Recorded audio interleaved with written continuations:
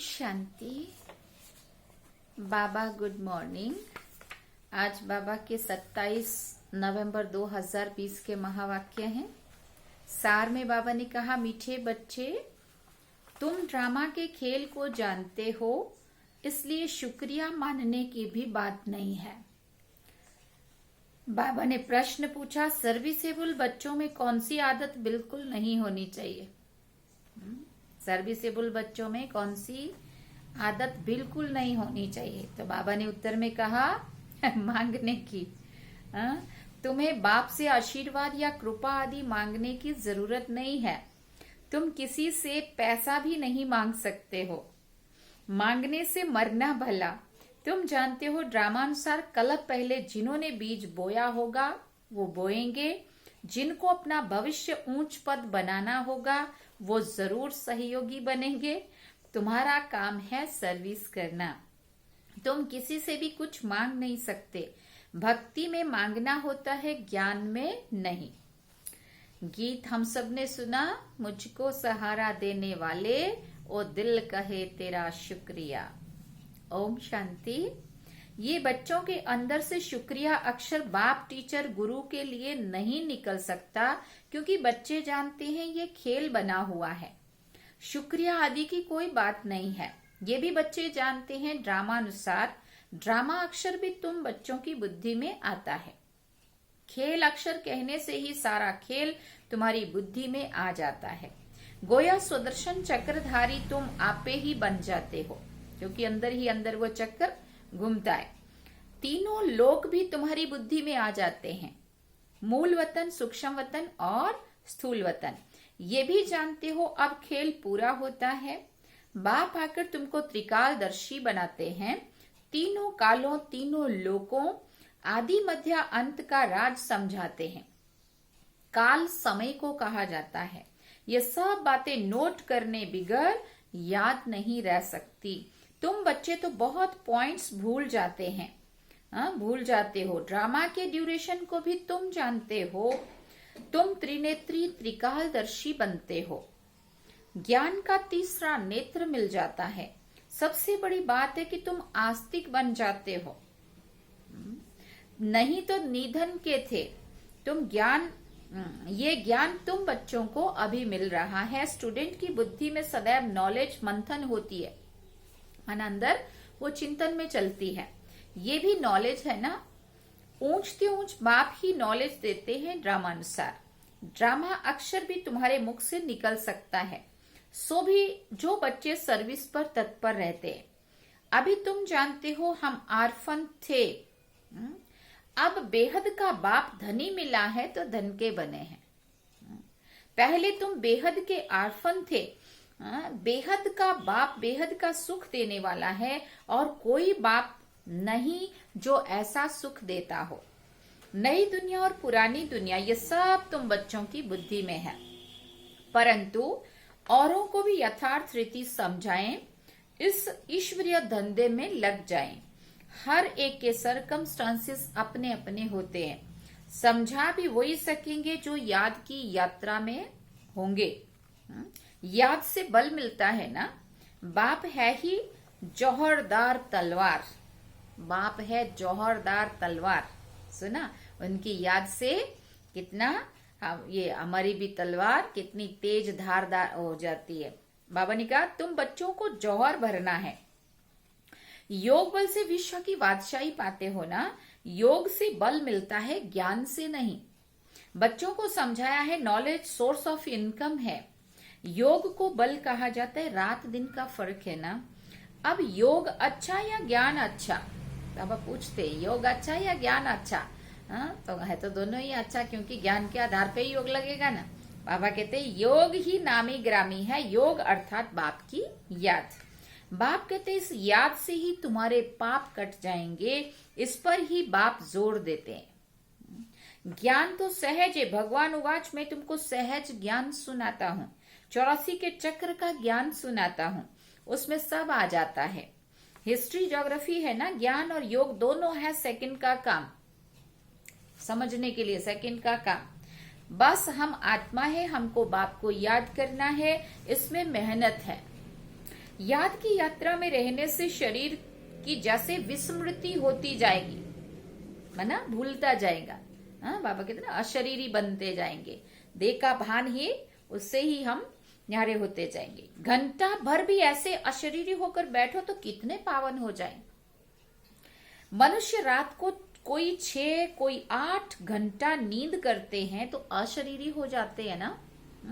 उस समय में कोई विक्रम नहीं होता है, आत्मा थक कर सो जाती है। ऐसे भी नहीं कि कोई पाप विनाश होते हैं, अगर पाप होते नहीं है तो पाप नाश भी हो रहे हैं, ऐसा भी नहीं है।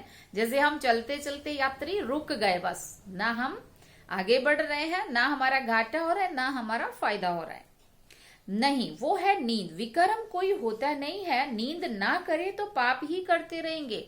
इसलिए वो थोड़ी देर तक के लिए, अगर कोई पाप करने वाला है तो वो भी स्टॉप हो गया, और कोई अच्छा करने वाला है तो वो भी उतनी देर आराम कर रहा है। माना किसी को ना फायदा हो रहा है, ना किसी को घाटा हो रहा है।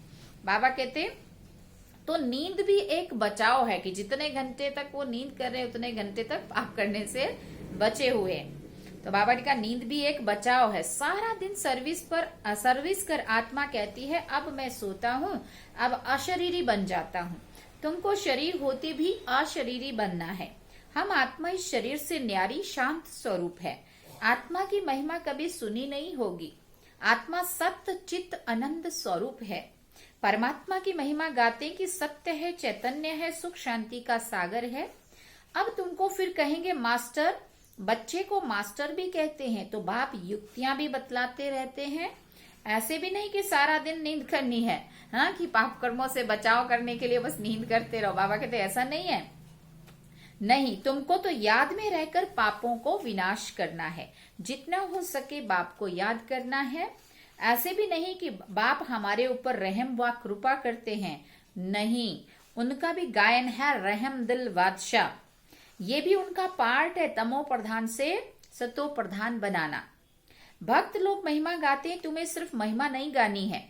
वो तो सिर्फ महिमा करते हैं, परंतु वो प्रैक्टिकल जीवन में कुछ धारण नहीं करते। बाबा कहते तुम्हें सिर्फ महिमा नहीं गानी है, ये गीत आदि भी दिन प्रतिदिन बंद होते जाते हैं।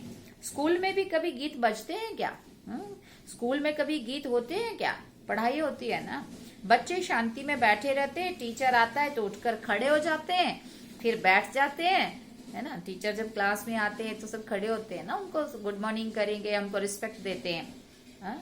तो बाबा कहते ये बाप कहते मुझे तो पार्ट मिला हुआ है पढ़ाने का, सो तो मुझे पढ़ाना ही है। फिर बाबा कहते तुम बच्चों को उठने की भी दरकार नहीं है। जैसे वहां पे वो क्लास में आए टीचर, तो बच्चे लोग खड़े हुए और गुड मॉर्निंग सर कहा। बाबा कहते यहाँ गुड मॉर्निंग बैठे बैठे भी कह दो, ऐसा भी नहीं कि बाबा आएगा मुरली सुनाने तो उठ के खड़े हो जाओ। बाबा कहते उठने की भी दरकार नहीं रहती, आत्मा को बैठकर सुनना है। तुम्हारी बात ही सारी दुनिया से न्यारी है। बच्चों को कहेंगे क्या कि तुम उठो? नहीं, वो तो भक्ति मार्ग में करते, यहाँ नहीं। अब समझो हम डायमंड हॉल में हजारों लोग बैठे बाबा साकार में मिलने के लिए मधुबन की स्टेज पे, डायमंड हॉल की स्टेज पे आ रहे हैं। तो जैसे ही बाबा की प्रवेशता होती है, हमें तो ताली बजाने को भी मना होता है ना, तो उठ के खड़े होने जाएंगे तो कितना शोर मचा देंगे। तो बैठ के चुपचाप बाबा की दृष्टि ले रहे होते। बाकी बाबा कहते वो तो भक्ति मार्ग में होता है। बाबा कहते तुम्हारी यहाँ सारी दुनिया से बात ही न्यारी है। बच्चों को कहेंगे क्या कि तुम उठो? वो तो नहीं, वो तो भक्ति मार्ग में करते, यहाँ नहीं। बाप तो खुद उठकर नमस्ते करते हैं। खुद उठकर नमस्ते तो क्या करते हैं, वो तो करते हैं, लेकिन आप सबको याद होगा जिन जिन्होंने भी बाबा को देखा हुआ है। तो बाबा एक बार नीचे उतर के डायमंड हॉल में स्टेज पे से नीचे आके बड़े दादी, बाबा और जानकी दादी, तीनों के तीनों बाबा के साथ पूरे हॉल में चक्कर लगाया था एक सीजन में। हम लोगों के बिल्कुल पास में से बाबा निकले थे। तो बाबा खुद आकर के बच्चों को एक एक को दृष्टि देने आते, और डायमंड हॉल की स्टेज पे भी बाबा संदली पे से उठ करके भी आगे आके बच्चों को कुछ ना कुछ दृष्टि भी देते हैं। फिर केक भी कटिंग होता है, कैंडल लाइटिंग भी होती है, झंडा भी लहराते हैं। समय प्रति समय जैसा जैसा होली भी बाबा खेलते हैं। तो बाबा कहते बाप खुद उठ करके आते हैं। स्कूल में अगर बच्चे देरी से आते हैं तो टीचर या तो रूल लगाएंगे या बाहर खड़ा कर देंगे, इसलिए डर रहता है टाइम पर पहुंचने का। यहाँ तो डर की भी बात नहीं है। बाप समझाते हैं मुरलियां मिलती रहती है, वो रेगुलर पढ़नी है। मुरली पढ़ो तो तुम्हारी प्रेजेंट मार्क्स पढ़े, है ना, नहीं तो अब्सेंट पड़ जाएगी। क्योंकि बाप कहते तुमको गुहिया गुहिया बातें सुनाता हूं, तुम अगर मुरली मिस करेंगे तो वो पॉइंट्स मिस हो जाएगी। ये है नई बातें जो दुनिया में नहीं जानते। तुम्हारे चित्र देखकर ही चकित हो जाते हैं, कोई शास्त्रों में भी नहीं है। भगवान ने चित्र बनाए थे, तुम्हारी ये चित्रशाला है नई। ब्राह्मण कुल के जो देवता बनने वाले होंगे उनकी बुद्धि में ही बैठेगा। फिर बाबा ने कहा, कहेंगे ये तो ठीक है, कल पहले भी हमने पढ़ा था, जरूर भगवान पढ़ाते हैं। भक्ति मार्ग के शास्त्रों में पहले नंबर में गीता ही है, क्योंकि पहला धर्म ही ये है। फिर आधा कल्प के बाद उसके भी बहुत पीछे दूसरे शास्त्र बनते हैं। पहले इब्राहिम आया तो अकेला था, फिर 1 से 2, 2 से 4 हुए। जब धर्म की वृद्धि होते होते लाख 1.5 लाख हो जाते, तब फिर शास्त्र आदि बनते हैं। उनके भी आधा समय के बाद ही बनते होंगे, हिसाब बताया जाता है ना। बच्चों को तो बहुत खुशी होनी चाहिए, बाप से हमको वर्षा मिलता है। तुम जानते हो हम बाप हमको सारा ज्ञान सृष्टि चक्र का समझाते हैं। यह है बेहद की हिस्ट्री ज्योग्राफी। सबको बोलो, यहाँ वर्ल्ड की हिस्ट्री ज्योग्राफी समझाई जाती है, जो और कोई सिखला ना सके। भले वर्ल्ड का नक्शा निकालते हैं, परंतु उसमें ये कहाँ दिखाते हैं कि लक्ष्मी नारायण का राज्य कब था, कितना समय चला। वर्ल्ड तो एक ही है ना, भारत में ही राज्य करके गए हैं, अब नहीं है। ये बातें किसी की भी बुद्धि में नहीं है। वो तो कल्प की आयु ही लंबी, लाखों वर्ष कह देते हैं। तुम मीठे मीठे बच्चों को कोई जास्ती तकलीफ नहीं देते हैं। सुना, बाप कहते हैं पावन बनना है। पावन बनने के लिए तुम भक्ति मार्ग में कितने धक्के खाते हो, क्या क्या करना पड़ता है भक्ति में। एक नजर मारो तो हम क्या क्या करके आए हैं भक्ति में। इस जन्म में नहीं तो पिछले जन्म में भी किया है, लेकिन भक्ति किए बिना बाबा का इतना आराम से नहीं मिलता है ना। बाबा कहते पावन बनने के लिए तुम भक्ति मार्ग में कितने धक्के खाते हो। अब समझते हो, धक्के खाते खाते 2500 वर्ष गुजर गए। अब फिर बाबा आया हुआ है फिर से राज्य भाग्य देने। तुमको यही याद है, पुरानी से नई और नई से पुरानी दुनिया जरूर होती है। अभी तुम पुराने भारत के मालिक हो ना, फिर नए के मालिक बनेंगे। एक तरफ भारत की बहुत महिमा गाते रहते, दूसरी तरफ फिर बहुत ग्लानि करते रहते। वो भी तुम्हारे पास गीत है, भारत की महिमा का गीत भी है और ग्लानि भी करते हैं, वो भी बाबा कहते तुम्हारे पास सारे गीत है। तुम समझाते हो अब क्या क्या हो रहा है। ये दोनों गीत भी सुनाने चाहिए। तुम बता सकते हो कहाँ राम राज्य और कहाँ ये। बाप है गरीब निवाज, गरीबों की ही बच्चियां मिलेंगी, साहूकारों को तो अपना नशा रहता है। कल पहले जो आए होंगे वही आएंगे, फिक्रात की कोई बात नहीं है। सुना, टेंशन लेने की जरूरत नहीं है। बाबा कहते कल पहले जो आए होंगे वही आएंगे। जबरदस्ती आप किसी को देवता नहीं बना सकते हैं। बाबा ने कहा शिव बाबा को कभी भी कोई फिक्रात नहीं होती, दादा को होगी। इनको अपना भी फिक्र है, हमको नंबर 1 पावन बनना है। इसमें है गुप्त पुरुषार्थ। चार्ट रखने से समझ में आता है इनका पुरुषार्थ जास्ती है। बाप हमेशा समझाते रहते हैं डायरी रखो। बहुत बच्चे लिखते भी हैं, चार्ट लिखने से सुधार बहुत हुआ है। ये युक्ति बहुत अच्छी है, सबको ये करना चाहिए। डायरी रखने से तुमको बहुत फायदा होगा। डायरी रखना माना बाप को याद करना, उसमें बाप की याद लिखनी है। डायरी भी मददगार बनेगी, पुरुषार्थ होगा। डायरियां कितनी लाखों करोड़ों बनती है नोट आदि करने के लिए। सबसे मुख्य बात तो ये है नोट करने की, ये कभी भूलना नहीं चाहिए। उसी समय डायरी में लिखना चाहिए, रात को हिसाब किताब लिखना चाहिए। फिर मालूम पड़ेगा कि ये तो हमको घाटा पड़ रहा है, तुरंत अटेंशन जाएगा। अगर चार्ट रखेंगे तो घाटा हुआ कि फायदा हुआ। क्योंकि जन्म जन्मांतर के विक्रम भस्म करने हैं ना। बाप रास्ता बताते हैं, अपने ऊपर रहम व कृपा करनी है। टीचर तो पढ़ाते हैं, आशीर्वाद तो नहीं करेंगे ना। आशीर्वाद कृपा रहम आदि मांगने से तो मरना भला। पुरुषार्थ ना करें और बाबा मेरे पे कृपा कर दो, या दीदियों को बोल दो कृपा कर दो, ऐसा थोड़ी होगा। नहीं, पुरुषार्थ तो हमें खुद को करना है ना। बाबा या दादियां क्या कृपा करेंगी, वो तो इतना सारा मेहनत कर रहे हैं, हमें दृष्टि भी दे रहे हैं, हमारी पालना भी कर रहे हैं। है ना, हमें पढ़ा भी रहे हैं, इतनी क्लासें मिलती है, देखो क्या क्या हमारी पालना होती है दादियों के द्वारा, बाबा के द्वारा, है ना। तो बाबा कहते कोई से पैसा भी नहीं मांगना चाहिए, बच्चों को सख्त मना है। बाप कहते हैं ड्रामानुसार जिन्होंने कल पहले बीज बोया है, वर्षा पाया है, वो आपे ही करेंगे। तुम कोई काम के लिए मांगो नहीं, नहीं करेगा तो नहीं पाएगा, सीधा सा हिसाब है, जो करेगा सो पाएगा, जितना करेगा उतना पाएगा, नहीं करेगा नहीं पाएगा, है ना। लेकिन अपने को नहीं बोलना है। मनुष्य दान पुण्य करते हैं तो रिटर्न में मिलता है ना। राजा के घर व साहूकार के पास जन्म होता है, जिनको करना होगा वो आपे ही करेंगे, तुमको मांगना नहीं है। कल पहले जिन्होंने जितना किया है ड्रामा उनसे कराएगा, मांगने की क्या दरकार है। बाबा तो कहते रहते हुंडी भरती रहती है सर्विस के लिए, हम बच्चों को थोड़ी कहेंगे पैसा दो। भक्ति मार्ग की बात ज्ञान मार्ग में नहीं होती है, जिन्होंने कल पहले मदद की है वो करते रहेंगे, आपे ही कभी मांगना नहीं है। बाबा कहते हैं बच्चे चंदा चीरा तुम इकट्ठा नहीं कर सकते हो, ये तो सन्यासी लोग करते हैं। भक्ति मार्ग में थोड़ा थोड़ा भी देते हैं, उसका रिटर्न एक जन्म के लिए मिलता है, ये फिर है जन्म जन्मांतर के लिए। तो जन्म जन्मांतर के लिए सब कुछ दे देना अच्छा है ना। इनका तो नाम भी भोला भंडारी है, तुम पुरुषार्थ करो तो विजय माला में पिरोए जा सकते हो। भंडारा भरपूर, काल कंटक दूर है, वहां कभी अकाले मृत्यु नहीं होती। यहाँ मनुष्य काल से कितना डरते हैं, थोड़ा कुछ होता है तो मौत याद आ जाता है, वहां ये ख्याल भी नहीं होता तुम अमरपुरी में चलते हो। यहाँ ये छी मृत्यु लोक है, भारत ही अमर लोक था, अभी मृत्यु लोक है।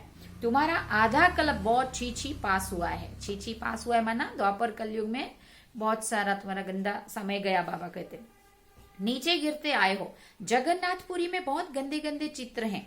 बाबा तो अनुभवी है ना, चारों तरफ घुमा हुआ है, गोरे से सांवरा बना है, गांव में रहने वाला था ना। वास्तव में ये सारा भारत गांव है और तुम हो गांव के छोरे, तुम गांव के छोरे हो। बाबा कहते थे अब तुम बच्चे समझते हो हम विश्व के मालिक बनते हैं। ऐसे मत समझना कि हम तो बॉम्बे में रहने वाले हैं, हाँ कि ये तो गांव के जो लोग हैं वो गांव के छोरे हैं, ऐसा नहीं है। बॉम्बे भी बाबा कहते गांव ही है, हाँ बॉम्बे वाले सोचे कि हम तो शहर के रहने वाले हैं, है ना। तो बाबा कहते ऐसे मत समझना कि हम तो बॉम्बे के रहने वाले, बॉम्बे भी स्वर्ग में के आगे क्या है, कुछ भी नहीं है, एक पत्थर भी नहीं है। हम गांव के छोरे निधन के बन गए हैं, अब फिर हम स्वर्ग के मालिक बन रहे हैं, तो खुशी रहनी चाहिए ना। नाम ही है स्वर्ग, कितने हीरे जवाहरातों के महलों में लगे रहते हैं। सोमनाथ का मंदिर ही कितना हीरे जवाहरातों से भरा हुआ था। पहले शिव का मंदिर ही बनाते हैं, कितना साहूकार था। अभी तो भारत गांव है, इसलिए इस भूल में ना रहें कि हम बड़े सिटी के रहने वाले हैं, हम तो गांव में सेवा भी नहीं कर सकते। शुरू में जब हम लोग यहाँ आए ना, जलंधर जैसा शहर छोड़ के, सारे गाड़ी वाले और सारे सुख और सुविधाएं सब छोड़ के एकदम गांव में, ना जहाँ साधन मिलता हो, ना लोग मिलते हो, ना पैसा कहीं से समझ में आता हो, ऐसी जगह पे सेवा करना। तो लोग हमें कहते थे कि तुम ऐसे जगह छोड़ के आए हो तो ऐसी जगह कैसे रहोगे। तो मैं बोलती थी कि अगर सीता राम के पीछे वनवास में जा सकती है, जंगल में जा सकती है, तो हम बाबा के लिए क्यों गांव में नहीं जा सकते। हम तो बहुत खुशी से सेवा करते हैं गांव में जाके, क्योंकि बाबा कहते पूरा भारत ही गांव है ना। इसलिए बाबा कहते अभी तो पूरा भारत ही गांव है। सतयुग में बहुत माला माल था, ये बातें दुनिया में तुम्हारे सिवाय और कोई भी नहीं जानते हैं। तुम कहेंगे हम कल बादशाह थे, आज फकीर हैं, फिर विश्व के मालिक बनते हैं। तुम बच्चों को अपने भाग्य पर शुक्रिया मानना चाहिए, हम पद्मा पदम भाग्यशाली हैं। अच्छा, मीठे मीठे सिकिल दे बच्चों प्रति माता पिता बाप दादा का याद प्यार और गुड मॉर्निंग। रूहानी बाप की रूहानी बच्चों को नमस्ते। हम रूहानी बच्चों की रूहानी माता पिता बाप दादा को दिलवा जान सिकवा प्रेम से याद प्यार, गुड मॉर्निंग, नमस्ते, थैंक्स बाबा जी। अभी धारणा के लिए मुख्य सार है। पहला पॉइंट, विकर्मों से बचने के लिए इस शरीर में रहते हुए अशरीरी बनने का पुरुषार्थ करना है। याद की यात्रा ऐसी हो जो शरीर की विस्मृति हो जाए। दूसरा पॉइंट, ज्ञान का मंथन कर आस्तिक बनना है, मुरली कभी भी मिस नहीं करनी है। अपनी उन्नति के लिए डायरी में याद का चार्ट नोट करना है। वरदान बाबा ने आज कहा, नॉलेज रूपी चाबी द्वारा भाग्य का अखुट खजाना प्राप्त करने वाले माला माल भव। संगम युग पर सभी बच्चों को भाग्य बनाने के लिए नॉलेज रूपी चाबी मिलती है। ये चाबी लगाओ और जितना चाहे उतना भाग्य का खजाना ले लो। चाबी मिली और मालामाल बन गए। जो जितना मालामाल बनते हैं उतनी खुशी स्वतः ही रहती है। ऐसे अनुभव होते हैं जैसे खुशी का झरना अखुट अविनाशी बहता ही रहता है। वो सर्व खजानों से भरपूर मालामाल दिखाई देते हैं। उनके पास किसी भी प्रकार की अप्राप्ति नहीं रहती है। फिर बाबा ने स्लोगन में कहा, बाप से कनेक्शन ठीक रखो तो सर्व शक्तियों की करंट आती रहेगी। बाप से कनेक्शन ठीक रखो तो क्या होगा? सर्व शक्तियों की करंट आती रहेगी। अच्छा, ओम शांति। ये थे आज के बाबा के महावाक्य। बाबा ने सार में कहा, मीठे बच्चे तुम ड्रामा के खेल को जानते हो, इसलिए शुक्रिया मानने की भी बात नहीं है। तो ये आज हमने बाबा के महावाक्य सुने। आज देखो बाबा ने क्या कहा, पूरा भारत ही क्या है? गांव है। कोई ऐसा ना समझे हम तो बॉम्बे के रहने वाले हैं कि दिल्ली के रहने वाले हैं, बड़ी सिटी के रहने वाले हैं। पूरा भारत ही गांव है ना। चलो बाबा की याद में।